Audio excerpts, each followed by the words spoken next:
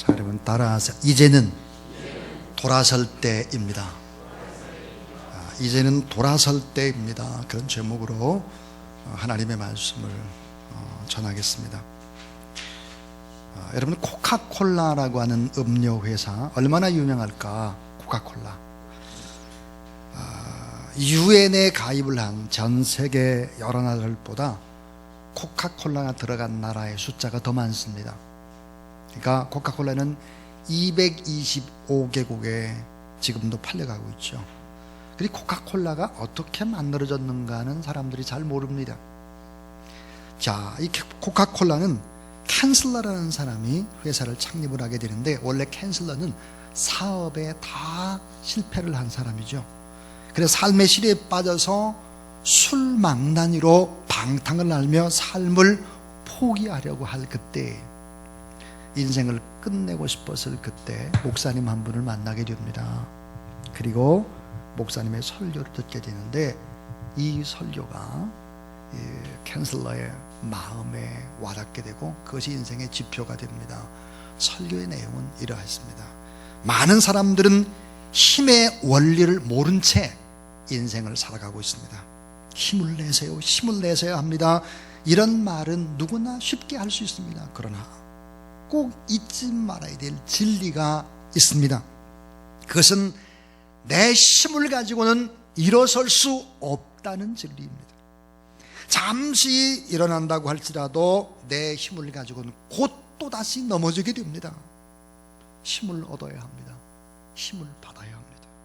인간의 힘이 아닌 하나님 아버지의 힘을 받으면 일어설 수 있고 행복할 수 있습니다. 캔슬러의 가슴에 남아서 그의 삶을 이끌어가게 된 것입니다. 자, 내 힘으로는 안 된다. 하나님의 힘으로 내 안에 채워져야 한다. 정말 사람의 도움은 안 되고 하나님의 도움을 받아야 된다. 이 캔슬러는 깊게 깨닫게 됩니다. 또한 그의 아내가 있었는데, 그의 아내가 기도하는 아내였습니다. 아내의 기도에 힘을 얻어서 코카콜라라는 회사를 창립할 수 있었죠. 사랑하는 여러분, 인생에는 누구나 다 전환점이 있어야 합니다. 전환점. 자, 가던 길을 멈추고 이 길이 아니기 때문에 돌아서는 전환점, 터닝 포인트가 꼭 있어야 합니다. 위대한 일을 위해서는, 정말 행복한 일을 위해서는 전환점이 꼭 있어야 되죠. 아브라함은 갈대아 우르를 떠나야 되는 전환점이 있었습니다. 모세는 미디안 광야에서 40년을 썩었지만 그 40년 있는 동안에 결국은 하나님의 부름을 받고 인생을 돌이키는 전환점이 있었습니다. 사도 바울은 다메섹 도상에서 예수 그리스도를 만나는 전환점이 있었기 때문에 그들은 행복하게 사역을 할 수 있었고, 오늘날도 많은 사람으로부터 믿음의 아버지, 믿음의 조상, 또 위대한 출애굽의 지도자, 그리고는 예수 그리스도 다음으로 성경을 잘 해석해내는 위대한 바울이 될 수 있었습니다. 하나님을 만나서 영적인 새 힘을 얻고 인생을 하나님 앞에 전환하는 기회, 이건 너무나 중요합니다. 하나님을 의지해야 하고 하나님의 도움을 받고 하나님의 공급하심은 그 힘으로 살아가는, 그래야 행복할 수 있습니다. 여러분 따라하세요. 성공보다 중요한 것은 행복입니다. 사람들은 다 성공을 꿈꾸고 달립니다. 그리고 성공을 했어도 행복을 잃어버리는 경우들이 부지기수로 많습니다. 부자는 많습니다. 그러나 행복한 부자는 적습니다. 어느 정도 위치에 있는 사람들은 너무 많지만, 그러나 행복한 사람은 찾아보기가 아주 힘이 들죠. 사실은 성공보다 더 중요한 것은 행복인 것입니다. 나는 지금 무엇을 소명하며 살고 있나? 나를 지탱케 하는 그 힘은 무엇인가? 나는 누구의 도움을 받으며 살고 있는가 하는 거예요. 여러분, 러시아의 대문호인 톨스토이는 이런 말을 했습니다. 누가복음 15장만 있으면 성경이 다 없어진다고 할지라도 기독교는 존립할 수 있다. 그만큼 누가복음 15장이 중요하다는 거예요. 여러분 오늘 이 본문의 말씀 우리가 다 이미 압니다. 뭐 탕자의 비유, 뭐 둘째 아들, 뭐 다 허랑방탕하고 뭐 돼지 쥐 없는 뭐 열매 먹고 돌아와가지고 뭐 잔치하고 다 알아요. 근데 오늘 이 본문은요, 음악과 미술과 연극과 문학에서도 끊임없이 수많은 작품을 만들어내죠. 우리나라의 유명한 작곡가 가운데 박재훈이라는 작곡가가 있습니다. 이 작곡가가 오늘 이 본문을 중심으로 527장이라는 찬송의 곡을 썼죠. 어서 돌아오, 어서 돌아와노. 또 카테스라는 사람은 525장을 작시합니다. 돌아와 돌아와 마음이 고난이요 그랬죠. 유명한 화가 렘브란트는 오늘 본문을 가지고 탕자의 귀향이라고 하는 너무나 아름다운 그림을 그렸죠. 자, 이토록 유명한 본문이에요. 자, 이 말씀이 얼마나 중요할까 하는 거예요. 그래서 음악, 미술, 연극, 문학 끊임없이 인용하고 있는 본문. 자, 오늘 이 본문 속에서 저와 함께 잠시 하나님의 말씀을 집중해 볼 수 있기를 바랍니다. 오늘날 많은 현대인들은 하나님 아버지가 없이도 살 수 있다고 착각을 합니다. 예를 들어서 돈만 있으면 하나님 아버지 안 계셔도 행복할 거다. 권력만 있으면, 힘이 있으면, 즐거움이 있으면, 어머니 아버지가 배경이 있고 유산만 많으면 행복할 거다. 이렇게 착각을 합니다. 얼마든지 하나님이 없이도 이런 것들이 인간을 행복하게 만들 수 있다고 생각을 하죠. 절대로 그렇지 않습니다. 오늘 성경에 귀를 기울여 보십시오. 오늘 하나님의 말씀 속에서 본문에 나오는 아버지는 하나님을 가리킵니다. 첫째 아들, 둘째 아들은 바로 오늘 성도들을 가리키죠. 자, 짧은 시간에 설교를 하겠습니다. 예화 같은 걸 다 빼고 하겠는데 집중해 보십시오. 자, 첫 번째입니다. 따라하세요. 아버지를 잃을 때 나타나는 현상. 자, 하나님 아버지를 잃어버릴 때 나타나는 현상은 무엇일까? 오늘 여러분, 하나님 아버지 없이 인생을 살아가는 자는 어떻게 될까 하는 거예요. 미리 알아야 되겠죠. 오늘 본문 속에서 세 가지 모습을 볼 수 있습니다. 하나는, 따라하세요, 인생의 낭비를 맛보게 됩니다. 여러분, 인생에서 시간은 얼마나 귀중합니까? 그런데 어때요? 하나님 아버지를 잃어버리면 시간을 허비하는 거예요. 내게 주어진 소중한 이 시간을 탕진하는 것입니다.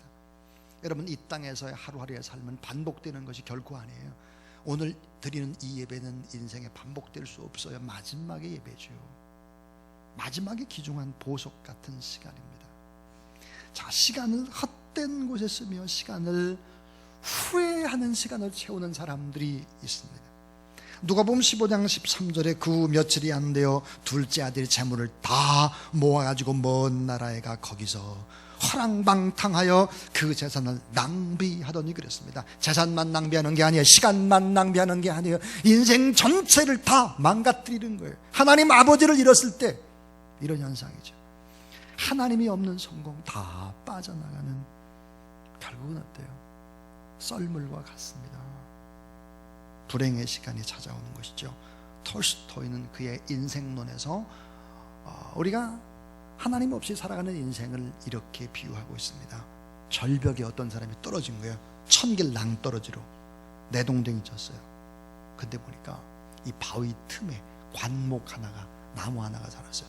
거기에 걸린 거예요. 이렇게 가지는 곧 부러질 때도 위태한데 가지를 간신히 붙잡고 있는, 그리고 밑으로 이렇게 내려봤더니 독사가 밑에는 우글거리고 혀를 낼름거리고 있고, 절벽을 타고 이 독사가 올라오는 거예요. 근데 보니까 이 손을 지은 나무, 관목, 그 나무 그 사이에 보니까 벌집 하나가 있어요. 벌집. 벌집 사이에 보니까 꿀이 흐르고 있는 거예요. 이걸 가지고는 한 손을 간신히 붙잡고 이걸 가지고 꿀을 찍어가지고 입에 대면서 즐거워하는 게 인생이다 그랬습니다. 맛있다고 즐거워한다는 거예요. 여러분, 이런 인생을 많은 사람이 살아가는 거예요. 하나님이 없이 살아가는 인생이 다 그렇다는 거죠. 하나님 아버지를 잃어버리면 인생의 낭비를 맛보게 될 것이다 하는 거예요. 두 번째, 따라하죠. 흉년과 기근이 찾아옵니다. 자, 누가복음 15장 14절에 다 없앤 후에 다 낭비했어요. 그 나라에 크게 흉년이 들어 그가 비로소 궁핍한지라 그랬습니다. 하나님 아버지를 잃어버릴 때 어떻게 되느냐? 하나님의 도움을 받지 못하면 망하는 거예요. 인생에 뭐가 찾아와요? 흉년이 찾아와요. 기근이 찾아오는 것입니다. 궁핍함이 밀려오는 거예요. 여러분, 세계 여러 나라를 보십시오. 하나님이 없는 나라는 궁핍합니다.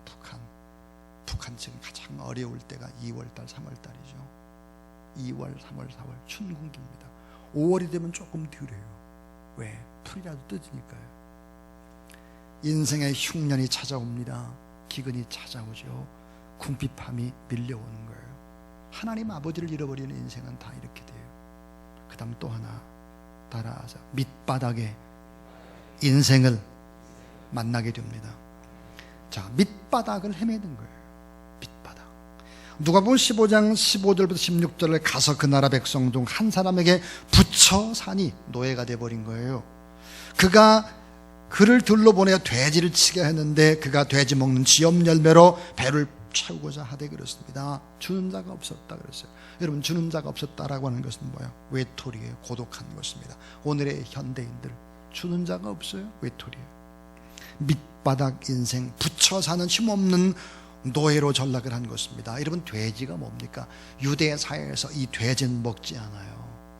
레위기에 보면 뭐라고 되어 있습니까? 쪽발이 있고 발이, 짐승의 발이 쪽발이고 쪽발이 있으면서 되새김질하는 이런 짐승은 종고라는 거예요. 염소, 양, 소 이런 거 있잖아요.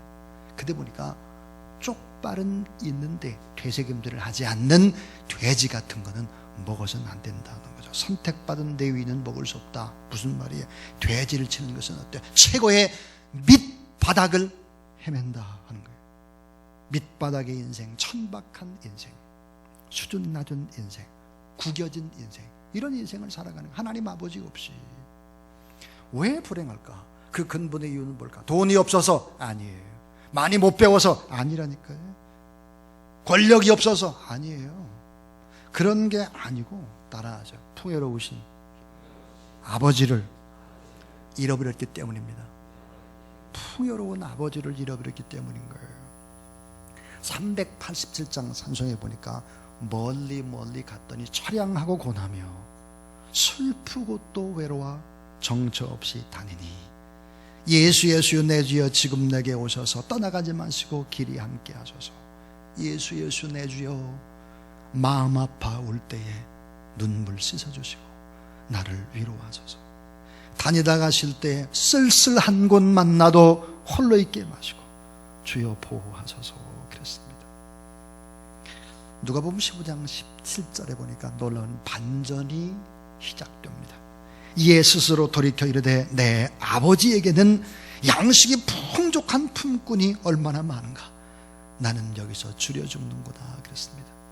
인생의 아름다움이 뭡니까? 돌이키는 거예요. 가던 길이 잘못됐다는 걸 알면 돌이키는 것입니다. 하나님 아버지를 생각하는 인생이 귀해요. 하나님 아버지의 관점으로 생각을 바꾸기 시작할 때 인생에는 기적이 나오죠. 하나님 아버지가 보이기 시작하면 결국은 그것이 축복의 시작인 것이죠. 사랑의 하나님 아버지, 변함없으신 아버지, 신실하신 아버지, 기다리는 아버지, 넉넉하시는 아버지, 용서해놓고 이미 기다리는 아버지. 하나님 아버지의 마음을 품을 수 있는 사람, 행복한 사람이죠. 그래서 Jesus all이라고 하는, 예수 그리스도가 모든 것이다, Jesus all이라는 책에서 이런 말을 합니다. 아버지, 잃어버린 하나님 아버지가 보이기 시작할 때, 관심을 하나님 아버지께로 집중할 때 기적은 일어나기 시작한다 그랬습니다. 자, 여러분, 하나님 아버지를 잃어버릴 때 어떻게 되느냐 하는 얘기였습니다.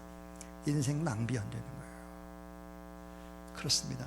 여러분, 하나님이 없이 살아왔던 인생 혹시 여러분 지워버리고 싶고 찢어버리고 싶고 그때 왜 그랬을까 후회하는 경우 있을 겁니다. 흉년과 기근이 찾아오는 거에 하나님 아버지 없으면 밑바닥 인생을 헤매게 되는 것입니다. 자, 두 번째입니다. 아버지의 관점으로 바꿔질 때 그 결과는 뭘까? 하나님 아버지를 생각하고 하나님 아버지의 마음을 품고 돌아설 때 그 결과는 어떨까 하는 거예요. 따라하세요. 감사의 회복. 자, 감사로 나가는 기적의 길이 열린다. 감사가 회복되는 거예요. 여러분, 언어로부터, 생각으로부터, 행동으로부터, 나는 작은 것으로부터 감사가 회복되기 시작한다. 시편 50편 23절, 감사로 제사를 드리는 자가 나를 영화롭게 하나니. 여기까지는 잘 알아요. 여기까지는 누구나 외워요. 그 다음 이렇게 돼 있어. 따라하세요. 하나님의 구원을 보이시리라. 여기서 구원이라고 하는 것은 잘못된 것을 회복시키는 거예요. 감사로 하나님 앞에 예배를 드리는 자가 하나님을 영화롭게 할 뿐만 아니라 삶의 문제도 해결받는다는 사실을 믿으시기 바랍니다. 시편 50편 14절, 감사로 하나님께 제사를 드리면 그 다음에 내 서원을 갚으며 그랬습니다. 감사함으로 그 문에 들어가며 그에게 감사하며 그 이름을 송축할지어다 그랬어요. 따라하세요. 감사는 문이다. 여러분, 하나님께 나아가는 문이요, 하나님이 축복해 주는 문, 축복의 통로가 뭘까? 감사예요. 감사. 하나님 아버지의 관점으로 생각이 바뀌고 돌아서게 될 때 감사의 회복이 임하게 된다. 여러분, 하나님 앞에 감사하는 여러분 되길 바랍니다. 또 하나의 회복이 뭘까요? 따라하세요. 새 기쁨의 회복. 자, 새 기쁨의 회복이에요. 따라하세요. 탕자처럼 기뻐하라. 예배가 뭘까요? 탕자처럼 기뻐하는 거예요. 탕자가 재산을 다 탕진하고 집으로 돌아올 때 아버지가 잔치를 열어주죠. 형편없는 자식이 돌아오는데 돌아옴 그 자체가 기쁨이었어요. 아마 현수막, 광고지를 만들어가 현수막을 써붙인다면 이렇게 써붙이지 않을까? 경축, 가출한 아들의 귀한 경축, 이렇게 써붙였어요. 마을마다 입구마다 경축, 가출한 아들의 귀한 경축, 그렇게 해서. 자, 누가복음 15장 19절에 보니까 놀라운 일이 일어나죠. 지금부터는 아버지의 아들이라 일컬음을 감당하지 못하겠나이다. 저는 아버지의 아들이 아닙니다. 나를 품꾼의 하나로 보소서. 이러고 돌아오는 거예요. 오늘 이 본문 속에서 탕자가 뉘우치고 돌아올 때 성경은 어떻게 말하고 있나요? 누가복음 15장 20절부터 23절에 보니까 아직도 거리가 먼데 아버지가 그를 보고 측은히 여겨 달려가 목을 안고 입을 맞추니 제일 좋은 옷을 내다 입히고 손에 가락지를 끼우고 발에 신을 신기라. 그리고 살진 송아지를 끌어다가 사보라. 우리가 먹고 즐기자 그랬습니다. 하나님 아버지의 기쁨. 자식이 돌아오니까 하나님이 너무 기쁜 거예요. 하나님 아버지만 기뻐할까요? 아니죠. 다시 얻게 된 하나님의 자녀라는 감격, 탕자의 기쁨이 있어야 됩니다. 뿐만 아니라 잔치에 초대된 사람들의 기쁨, 기쁨의 축제죠. 그런데 여러분, 탕자가 집으로 돌아올 때 얼마나 많은 사람들이 비아냥됐을까요? 집안에도 비아냥되는 사람이 있었어요. 그건 한 피를 나오는 형이었습니다. 형, 기분이 나빠요. 이 잔치에 참여하지 않아요? 아버지를 원망하는 것입니다. 여러분, 다른 동네 사람들도 비아냥됐을 거예요. 우리가 아주 중요한 진리가 있습니다. 그게 뭡니까? 다른 사람이 나를 어떻게 볼까가 중요한 게 아니에요.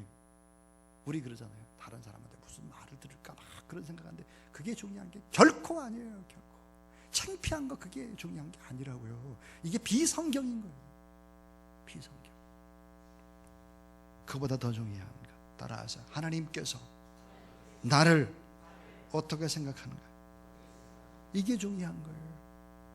자, 형이 기분이 나쁘고 동네 사람들이 비아냥대고 아버지 재산 다 말아먹고 창기와 함께 말아먹고 저런 나쁜 손가락질 할 수 있습니다. 근데 우리가 믿는 하나님은 어떤 분일까? 용서해 놓고 기다리는 아버지, 무조건 용납해 주시는 아버지, 나를 바라볼 때 늘 사랑으로 웃으시고 기쁨을 이기지 못해 하시는 아버지, 나에게 실망치 않는 아버지. 그분은 가장 좋은 것으로 주고 잔치를 벌이고 너무너무 기뻐하는, 언제나 풍성한 행복을 주시는 아버지. 여러분, 하나님께서 나를 어떻게 생각하시나가 초점인 거예요. 사람이 자꾸 보이고 사람의 눈치를 보면 이게 어때요? 우리가 하나님 앞에 나가지 못하게 하는 잠금장치인 거예요. 이게 락이야, 락. L-O-C-K, 락입니다. 또 하나의 회복이 나타나죠. 그 회복이 뭘까요? 따라하세요. 기도의 회복. 특별히 아버지의 마음으로 모든 것을 바라볼 때 감사로 나가는 기적의 길이 열리고 새 기쁨의 회복, 탕자처럼 기뻐하는 거죠. 근데 보니까 하나님 앞에 부르짖을 수 있는 기도의 회복이 나타나기 시작합니다. 여러분, 회개의 기도죠. 자, 망가진 죄인이 할 수 있는 게 딱 하나밖에 없어요. 망가진 죄인. 내가 망가진 죄인이라고 생각을 하게 되면 할 수 있는 일이 딱 하나 있죠. 그건 뭘까요? 하나님 앞에 회개하는 거예요. 회개로 끝나면 아니고 회개하면서 동시에 주님을 내 마음 안에 초대하는 거예요. 따라하세요. 너희 안에 이 마음을 품으라. 곧 그리스도 예수의 마음이니. 에레미야 17장 9절에 보니까 만물보다 거짓된 것이 우리 인간의 마음이라고 그랬어요. 주님을 만나고 주님의 시각으로 보면 어때요? 만물에 찍기만도 못한 더러운 오물 같은 내 자신을 보기 시작하는 거예요. 그리고 하나님 앞에 회개의 기도가 회복이 됩니다. 그리고는 어때요? 내 안에 추하고 더러운 내 안에 성령을 초청하고 내 마음 안에 주님을 초청하게 되는 것이죠. 망가진 죄인이 할 수 있는 것은 회개하며 주님을 다시 초청하는 거예요. 우리는 알게 됩니다. 주님은 나를 떠나지 않았고 나를 포기하지 않았고 여전히 주님은 이렇게 말씀하시죠. 따라하세요. 너는 내 것이라. 이렇게 말씀하십니다. 여러분, 이런 기도의 회복, 탕자와 같은 기쁨의 회복, 감사의 회복이 나타나기 시작하죠. 결론은 이거예요. 회복은 아버지의 관점으로 생각할 때 돌아서는 행동이 결국 나타나기 시작을 하는 거죠. 그리고 내 모습, 있는 모습 이대로 가지고 하나님 앞에 나아가는 그런 결단을 하게 되는 것입니다. 프란시스 살레라고 하는 사람이 이런 유명한 책을 썼어요. 경건한 삶으로의 초대라는 책인데, 이 책에서 경건의 허상, 경건의 허상 누굴까? 속도 잘 안 새겨요. 밖에 나가서 허랑방탕도 안 해요. 집안에 있는 첫째 아들이에요. 첫째 아들. 이 첫째 아들에 관한 경건의 허상을 이렇게 고발하죠. 탕자의 형인 첫째 아들은 율법의 늪에 빠져 있어서 법을 따지는 현대인들을 가르친다. 첫째 아들에게 없는 것은 무엇인가? 하나님 아버지의 마음, 예수 그리스도의 심장, 그리고 하나님 나라에 대한 기쁨과 열망을 잃어버렸고 풍성한 행복을 잃어버렸고 풍성한 아버지와 친밀감을 볼 수 없다 그랬습니다. 사랑하는 여러분, 저는 이제는 돌아설 때입니다 라는 제목으로 하나님의 말씀을 전했습니다. 하나님 아버지를 잃어버릴 그때 나타난 현상이 뭘까? 인생을 낭비하게 될 것입니다. 시간 낭비, 돈 낭비, 흉년과 기근이 찾아오게 될 것입니다. 밑바닥 인생을 헤매게 될 것입니다. 이것은 어때요? 누가복음 15장의 얘기만이 아니에요. 오늘 이 시대도 똑같이 적용되는 진리입니다. 아버지의 관점으로 우리의 생각의 관점이 바꿔질 때, 터닝 포인트가 일어나게 될 때 어떤 결과가 올까? 하나님께로 나가는 기적의 길이 열리죠. 감사가 회복되고 탕자와 같은 새 기쁨이 회복이 됩니다. 그리고는 부르짖는 기도, 기도의 회복이 있게 되죠. 회복의 관점으로 생각할 때 이 돌아서는 행동이 나타나게 되면 따라하세요. 풍성한 은혜, 행복한 은혜, 은혜의 보답, 이런 것들이 이루어지게 되는 거죠. 여러분, 힘들고 지쳐 낙마하고 넘어질 때 많습니다. 그러나 내가 여전히 너를 사랑하고 있다.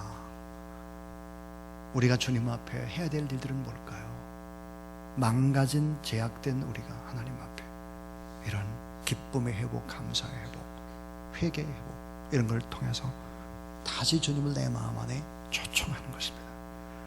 여러분이 한 행동, 여러분이 기도했던 모든 것들은 하나도 땅에 떨어지지 않아요.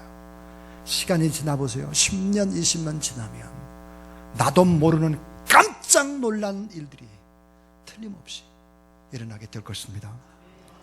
저는 주사랑교회를 섬기고 있는 담임 목사라고 하는 것이 자랑스러운 사람입니다.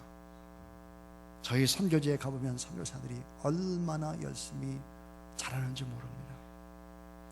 그들은 정말 어느새 많이 배웠습니다. 어느새. 그리고 서로 협력할 줄을 압니다. 그리고 영혼의 사랑을 알고 있죠. 그래서 참 귀한 하나님의 사람들이 이미 있습니다. 그래서 여러분, 예수 그리스도 안에서 참 아름답고 복된 인생을 살아가는 그런 여러분 될 수 있기를 주님의 이름으로 축원합니다.